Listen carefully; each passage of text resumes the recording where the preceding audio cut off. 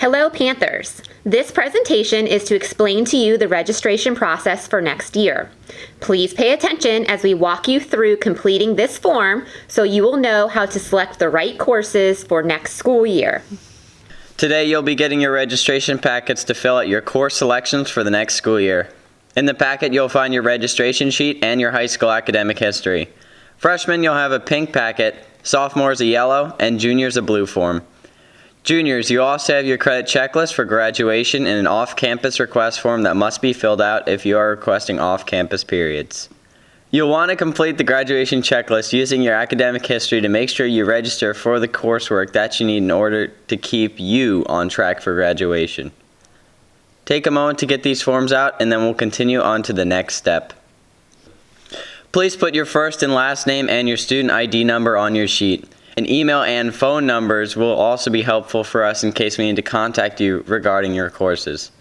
On your registration sheet, you will see a sticker with your past test scores from the FSA. These test scores will help your teachers and counselors make sure you are placed in the appropriate level of your academic classes. Take a look at your academic history. Here you'll find all the courses you've taken in high school, your assessment history, credits earned, your cumulative GPA, and any important reminders about graduation requirements such as online, algebra, biology, and geometry. Please note if you failed any classes in the past, as you will need to make them up in summer school or next school year. Remember that 24 credits and a 2.0 GPA are required for graduation. Course selections in math, English, science, and social studies follow a sequence and require teacher recommendations and test score consideration. Also, many elective classes are continuing levels and require prerequisites, so you will need a teacher recommendation signature. Any class with an asterisk next to it requires a teacher signature. If an elective requires teacher recommendation, you will need to see that teacher and get their signature to continue taking the next higher level class. Center for the Arts students will find their Center for the Arts course selections on the back of the registration sheet. Please see your center teachers for their recommendations. You will fill in the classes you will need to take next school year.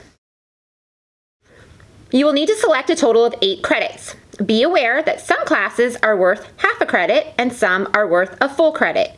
You will also need to fill in some alternatives. These will be used if your selected choices are not available at the time of scheduling. If you're not sure what a class on the course selection worksheet is, you can go to the Cypress Lake High School website and find the Program of Studies under the Our Students tab under Academic Resources. You can also consult the Program of Studies to review the specific course required for graduation.